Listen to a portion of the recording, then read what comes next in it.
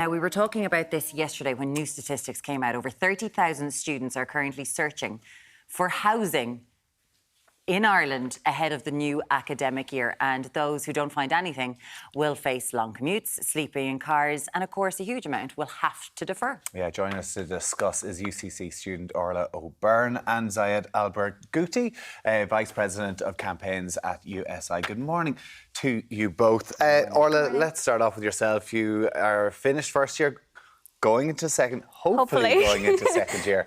Yeah. You did have accommodation last year. That runs out in the next couple of days. What is your current situation? My current situation is I booked accommodation for my first year in college, and that ran out the end of June.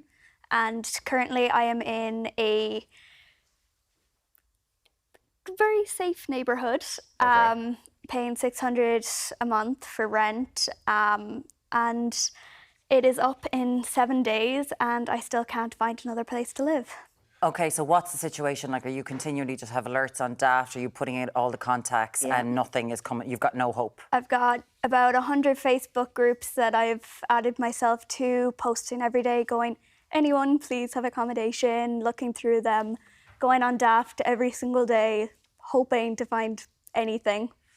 And last year for your accommodation, if I can just, because a lot of people, you had student accommodation last year during your school year. How much was your student accommodation? It was nearly 10 grand for 9 months. 10 grand for 9 months. So you are in, there's a communal space, you got your kitchen, your living room, and then how many of you were in the flat? There was 9 of us altogether. That's a lot of money from 9 people. 10 grand, 9 people in one place. It's a lot. Basically, you pay for the gym that they supply, the yoga studio, the table tennis, the 3 absurdly big study rooms, and a games room that has a PS5 in it. Gotcha, okay. So tell me, if you do not get student accommodation the next week and college does start, what will you have to do? I will have to move back to Limerick and defer a year.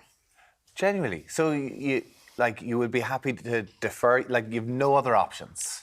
Pretty much, if I want to go to college while living in Limerick, I'd have to commute every morning, and the earliest bus won't get me in until around 9:30, and most of my class will already be started by then. Okay, so it's just an impossibility, right?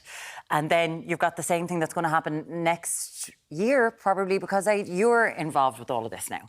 And I'm going back through papers, and we're back at 2017, and this crisis is something that comes up every single year, but 30,000 rooms. What are you hearing from students around the country? We're hearing similar stories as this. We're looking at everything, every possibility being brought up now, because students find themselves in a very precarious situation with this. Whether it is going and seeking options that are far from ideal, whether it is to avail of the rent-a-room relief, which is just a fancy word for digs that we've known our whole lives, and is being posed to students as this long-term sustainable option for accommodation, whereas it comes with 0 protections involved for I don't know if you can call them even a tenant in such a situation. Or then you look at even worse situations where you're looking at couch surfing, sleeping in cars, hours-long commutes every day, both ways, and unfortunately, deferrals and dropouts. And people who remain in academia or in education after that are suffering all the stress, just the mental health on a decline, really, because of this. So it's really, it affects every aspect of your life. If you're lucky, you keep going, and it's only about luck.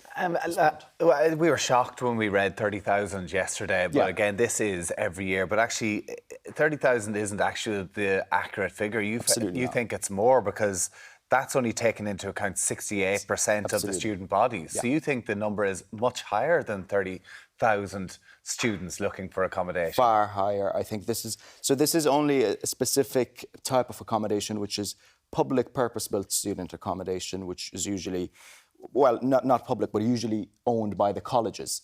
So that's where you get the numbers there. And that's only, I think, it's a very low percentage of the student body that avails of this type of accommodation. And let alone all the other types and other places people are looking for. So it's a very tiny population of what is actually the problem.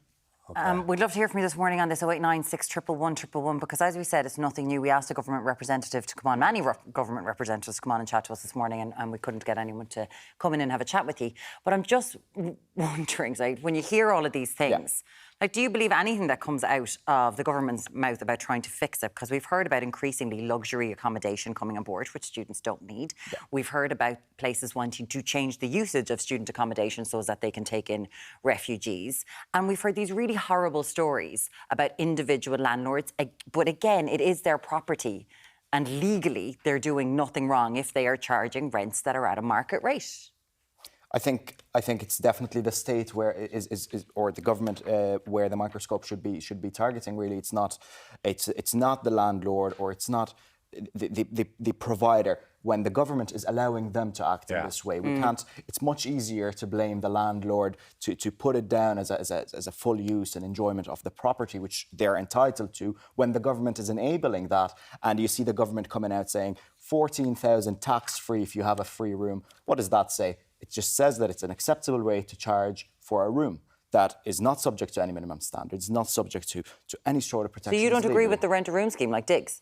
I agree ultimately with putting a roof over someone's head, but doing it in a wrong way and then putting that as a long-term sustainable policy for student accommodation, no one buys it. Yeah. Now, or even far worse into the crisis, which we're looking into getting now, no one will buy it. We said it to the minister. We had a meeting with Minister Harris, and the minister has been engaging.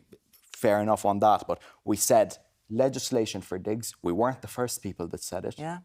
And we said, ultimately, and on the most immediate and urgent sense,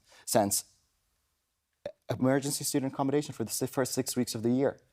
First 6 weeks of the year, the period a student needs to settle in cannot be achieved without having a secure place of living. And as you said, it's not new. We're expecting it. The figures out are concerning next year.